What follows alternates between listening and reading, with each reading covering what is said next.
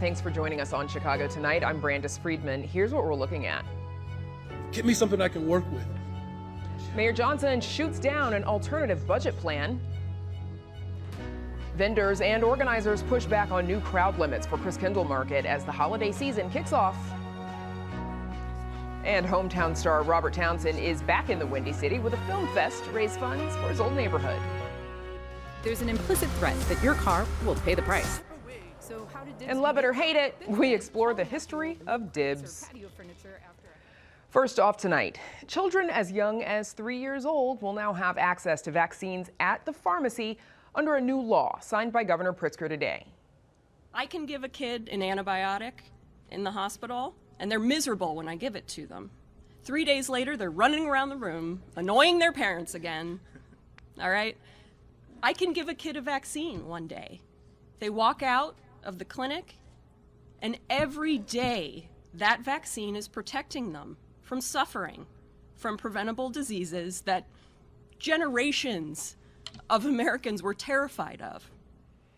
House Bill 767 codifies an executive order signed by the governor earlier this year. It establishes the Illinois Immunization Advisory Committee to provide vaccine guidance, requires any state-regulated health insurer to cover vaccines based on state public health recommendations, and expands youth access to vaccines at pharmacies, lowering the age from 7 to 3.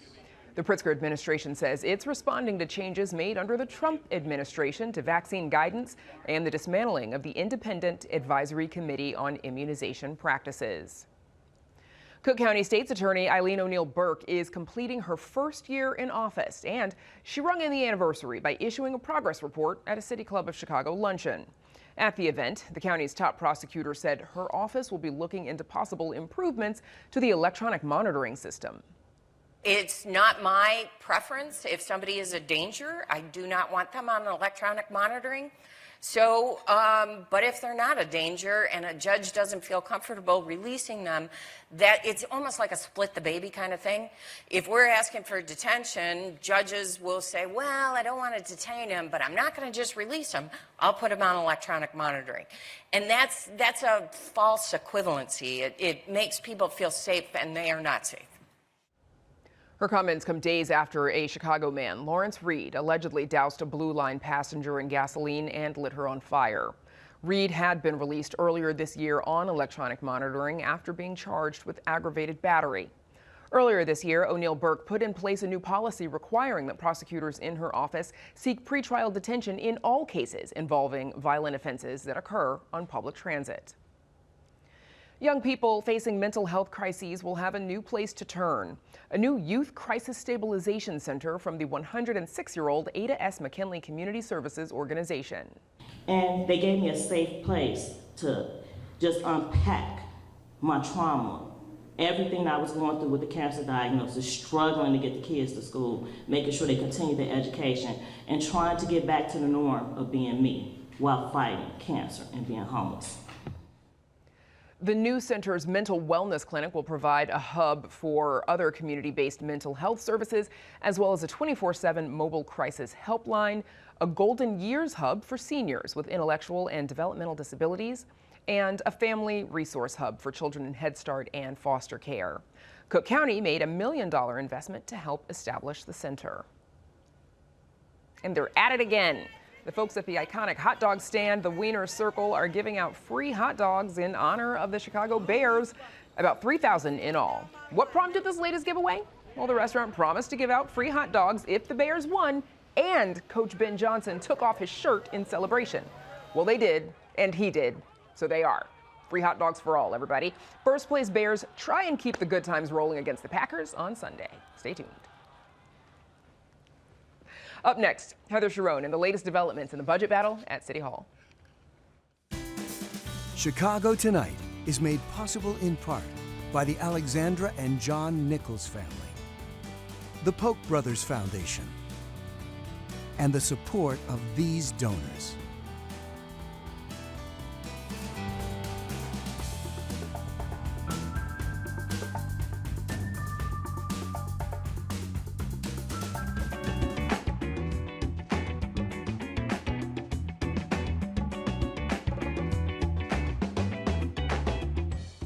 Mayor Brandon Johnson and alderpeople returned to City Hall today after a break for Thanksgiving, but there is still no clear path to a budget deal with just 28 days left before the deadline.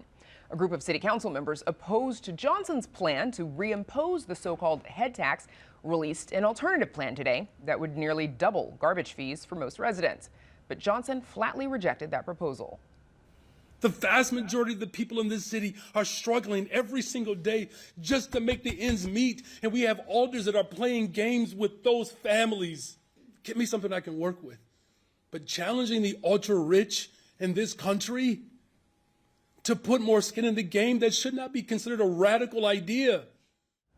Our Heather Sharon joins us now with more. Heather, the mayor visibly frustrated and emotional there. He has been asking critics of his budget for weeks to propose their own spending plan, and today 26 members, 26 of 50, they did that. How would it work? Well, it's complicated, but it would eliminate that head tax, which would impose a $21 per month per employee fee on corporations with more than 100 employees in Chicago. And that would help fill the gap that creates by raising garbage fees for the first time since that fee was imposed in 2016. Right now, Chicagoans pay $9.50 to get their trash and recyclables hauled away. That would go up for most residents to $18 to generate $55 million. But we heard today from the mayor that that is a non-starter. So the plan from the mayor's critics, it also relies on new taxes to increase pension payments and reduce borrowing.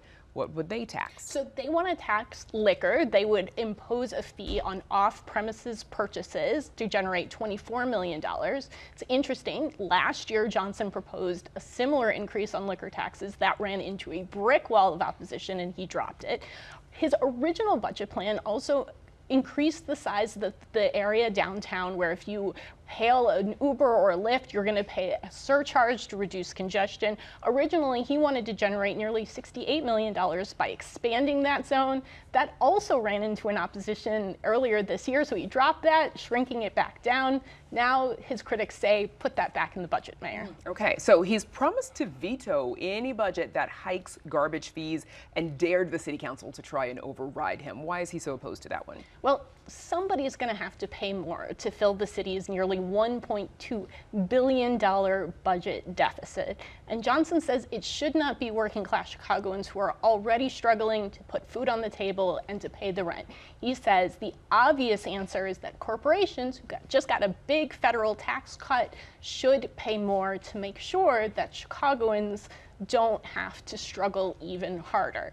However, 26 members of the city council, a narrow but clear majority, told him today that that's a non-starter. Mayor and city council, they're running out of time to make a deal. Heather, what's next? Well, it is really unclear how everybody gets out of the corners that they've all painted themselves into, right? Because time is running short and there are not a lot of good options.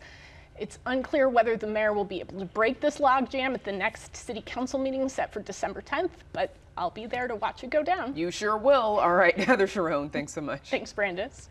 And you can read Heather's full story on our website. It is all at WTTW.com/news.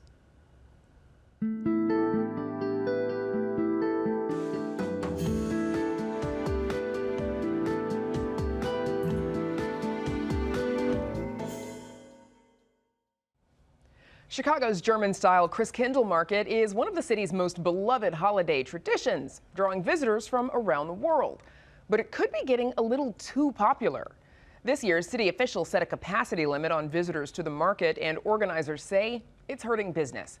A compromise is in the works, but could it be too little too late?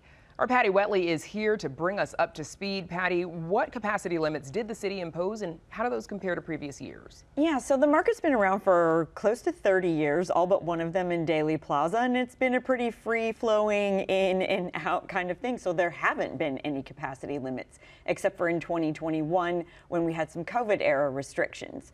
The market's organizer, which is the German-American Chamber of Commerce of the Midwest, says on a typical day, 4,000 to 5,000 people are there at any one time, and there are spikes around the weekends and like in those days right up to Christmas.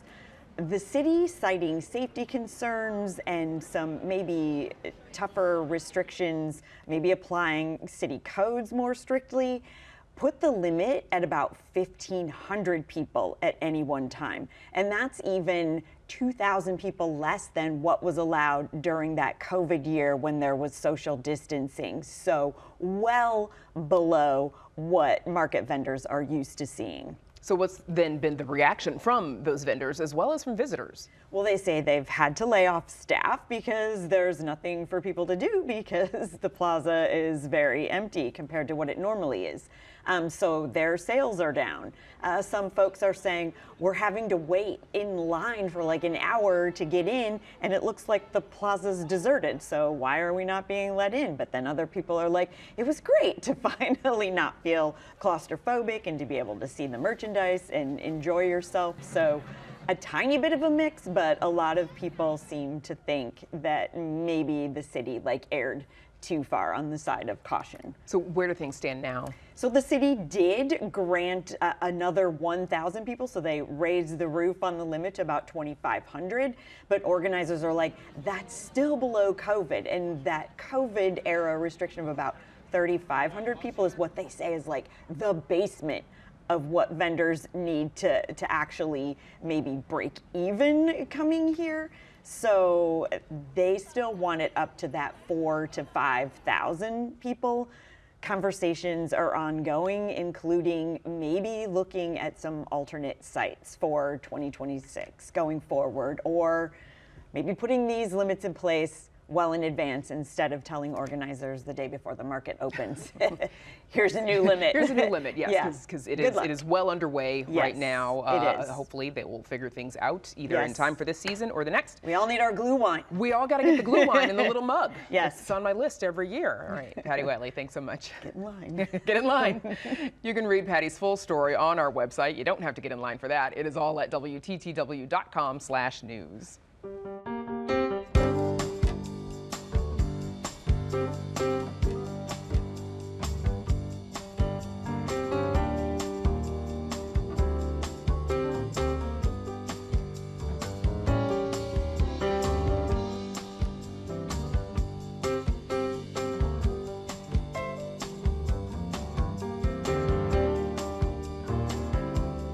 Snow time came early this year with a November record.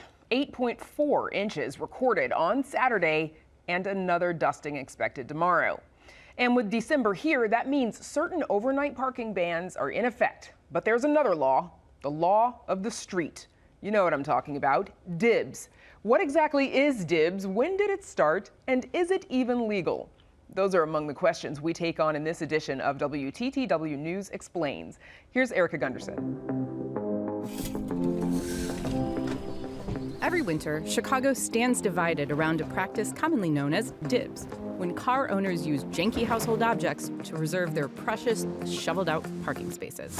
The idea behind dibs is that digging your car out from the snow earns you exclusive rights to the spot. And should you decide to flout dibs and park in a space someone else has marked with a folding chair, dubiously acquired traffic cones, or a late Georgian Hepplewhite sideboard, there's an implicit threat that your car will pay the price. So how did dibs begin? Well, Chicago is among a handful of American cities that have the conditions to create a perfect storm for winter parking: high car ownership, a dense urban environment, and a snowy climate. Historic snowfalls in 1967 and 1979 were so catastrophic to Chicago's streets and shovelers' backs that folks began defending their spots with whatever junk was handy. Since then, hauling out the old milk crates or patio furniture after a hefty snowfall has become more or less standard practice in Chicago, much to the chagrin of others who find the practice petty and a little unneighborly. Though we're the biggest city to call dibs, we're not the only one. In Pittsburgh, it's known as the Pittsburgh parking chair. They also do it in Boston, but they probably call it the parking chair. And if the term dibs, which Chicago Tribune columnist John Cass coined in 1999, isn't cute enough for you, in Philadelphia, they call it savesies. Bottom line, is dibs legal in Chicago? Come on, it's not. Of course it's not. You know it's not. But when Mayor Richard M. Daley was asked his thoughts on dibs in 2001, he echoed the feelings of many Chicagoans. If someone spends all their time digging that car out, do not drive into that spot. So consider that fair warning, Chicago. Until a city leader has enough snowballs to enforce a no dibs policy, park in somebody else's dib spot at your own risk.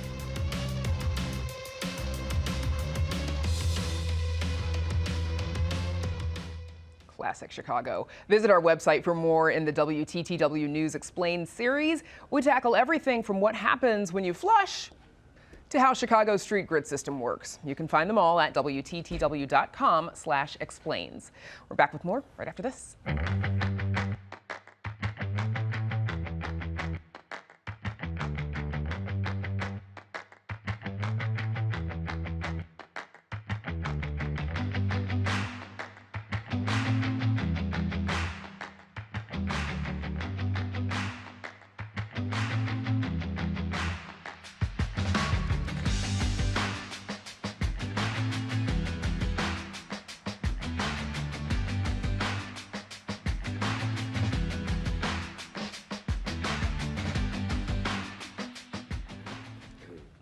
You may have seen our next guest most recently on the FX hit show, The Bear. But Chicago native son and actor-director Robert Townsend has a long resume, including hit films like Meteor Man, The Five Heartbeats, and more.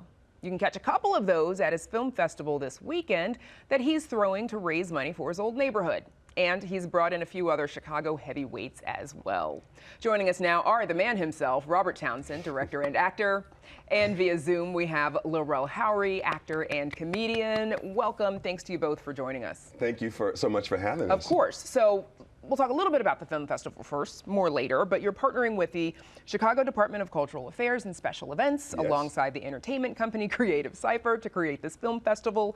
Columbia College, of course, and then you're coming back to film The Bear Season 5, direct an episode of The Chi. You've already directed an episode of Force here in Chicago. In case you're bored, you don't have anything else to do. But how do you think Chicago's TV and film scene have grown and changed? You know, there's so much going on here. Like I said, I've been shooting Force, and The Bear is here, and The Chi is here. So the industry is really growing, and there's all these young creatives. And when I meet people like Troy, it's really a wonderful. It's growing, so it's all exciting. It's happening, yeah. Lil Rel, same question to you. And do you think it's harder to break into the industry, you know, when you're coming out of Chicago versus if you were, you know, just from LA or New York? Yeah, brother, tell me what's going on. Yes, sir, tell me. No, I don't think so. I think Chicago does a good job of like getting you prepared to go to LA and New York, to be honest with you. I think this city gives us such thick skin, and you have to be so diverse as a performer too, just even coming from the stand-up world and, you know, jumping to acting and writing and all that. And we have a different type of grind to us that everybody just don't measure up to. So like, that's why a lot of us who have come from Chicago and broken into the industry have done pretty well, because it's a hard-working, blue-collar style you get from just being from here that resonates when you jump into the industry. Well said. Robert, you told our colleagues at the Sun-Times that you used to watch foreign French films on PBS when you were Yes. growing up. Of course, we love to hear that. You also watched so much television that your family called you TV Guide. Yes, this is true. Why do you think you were drawn to film and television as a kid? You know what? When you growing up on the West Side, that's a whole nother world. And then when you watch television, I was transported to all these different worlds. So I was like, oh my God, oh, that's what it's like in England. Oh, that's what it's like in the South. That's what it's like, you know. So it was more my fascination with different lands and different voices and dialects. You were able to do some of those even at a young age. I was doing like 35 voices when I was like, my voice is a little hoarse now. Yeah, you've been but back talking a then, lot. I've been talking a lot. But you know, I would do, you know, the TV shows from the Ed Sullivan Show to Masterpiece Theater. I watched everything. Lil Rel, same question to you, and specifically, you know, what was it that drew you to comedy? My heroes. Eddie Murphy is one of my heroes, which, and this is honest, me and Robert have had this talk on our own, but, you know, my three heroes that actually pushed me to even want to be a part of this business is Eddie, Robert, and Kenny Narvey Wayne. So, I mean, it's weird too, because I mean, it's kind of going off the question, but I was thinking about this a little bit ago. Like, it's something very cool that I'm like, I could call somebody that's my hero my friend now. And so that's why I'm so excited to be a part of what he's doing this weekend. That's why I'm in town. You know, I just got here a few hours ago. I just think Robert Townsend is just, you know, I don't think we celebrate our legends enough, and especially when it comes to people of color. This dude has done something for the culture and for this business that I don't think he get enough flowers for. So, man, just being able to like have somebody that gave you a roadmap, an inspiration roadmap. You don't necessarily have to follow the same exact steps, but to be inspired. And then when I found out he was from the west side of Chicago like me, that took it over the top. Like, wow, this is crazy. Well, and, you know, they say never meet your heroes, but they're clearly wrong, right? Because you've met They're yours, so wrong. and it's working out They're for you. So wrong. So wrong. Robert Townsend is amazing.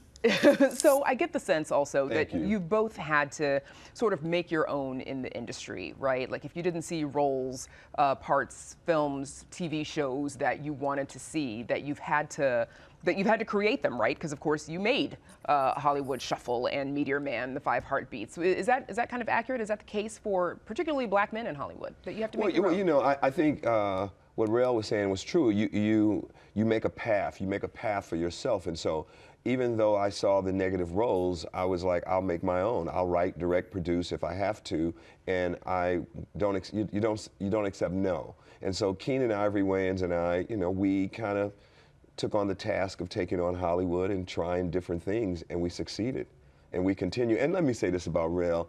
This brother reached out to me and said, you know, Rob, I heard you're doing this festival in Chicago. I'm in. He came and elevated everything. He got us the comedy club. He put the comedy lineup together. He agreed to be in the show. He's a busy man, and I just applaud him and appreciate him. I got so much love for him. It's a love fest here on Chicago Tonight, but we'll take it. So you mentioned Eddie Murphy, because a lot of folks, I don't think they necessarily know this, that you directed, and you know, this was one of the first, you know, sort of blockbuster comedy specials, Eddie Murphy, Yes. Raw, and to this day, still the highest grossing comedy concert film ever.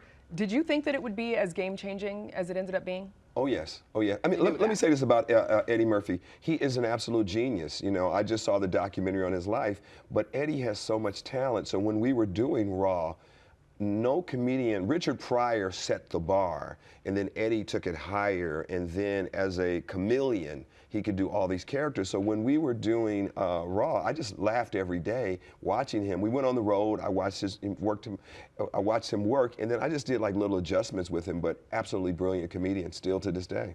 Lil Rel, you've talked about, you know, being influenced, of course, by Eddie Murphy. Raw in particular, what did that say to you when you were a young comedian coming up? Well, let's start with Delirious, right? And okay. you know, we'll start there first, right? Because that was the VHS tape that was like, okay, I need to do stand-up comedy. This is a style of stand-up I want to do. And then when you get to Raw, you see once again, this is I look at these guys as the Wu-Tang. You got Keenan writing the opening sketch, Robert directing the special, and Eddie like. You know, and let me say this real quick, because it was a great question you asked, Robert. If it wasn't for Robert Townsend and Keenan and Eddie and all the cast that came before us, by the time I get a sitcom on Fox like my show Rel, and I'm starring in it, producing it, and writing it, that only happens because of what they did before us. You know, they created these opportunities that some of those opportunities were waiting on a lot of us. I think some people complain about a lot of stuff, but you got to put the work in, because it was people that came way before us that put so much work in that if you're smart enough and you really want to work, all you got to do is follow in their footsteps. They open the doors already. Standing on the shoulders of giants. We've got just about 45 seconds left, Robert. Film Festival, you're raising funds for the NAACP West Side as well as The Answer, which is the Autism Awareness and Advocacy Group. You've got Rel here hosting the comedy show along with LaRoyce Hawkins. You said that part of the reason you were doing this was, you know, you felt like Chicago was under attack. What brought you to this idea of the Film Fest, and what can folks expect in 30 seconds? In 30 seconds, expect to be inspired. We got great movies, The Five Heartbeats, Meteor Man. I'm teaching a master class. You are? We've got a comedy night, and we've got bidwis and all kind of games, Uno and everything. We need each other to work together, and that's what the festival is about. And we want to, you know, get more people for the NAACP and autism and raise money for a good cause. All right. Best of luck to you. Thank you so much for joining us. Robert Townsend, Rel Howery. Break a leg. Thank you. Thank you. And that is our show for this Tuesday night. Thank you for watching. You may know that today is Giving Tuesday. As a nonprofit newsroom, we rely on the support of our members to help bring trusted, independent, essential news coverage to everyone in our community across our platforms. On this Giving Tuesday, your support matters and will be doubled up to $100,000 by a matching gift thanks to an anonymous donor. Watch Chicago Tonight. Follow WTTW news coverage online and on social media. And thank you so much for joining us. Have a safe night.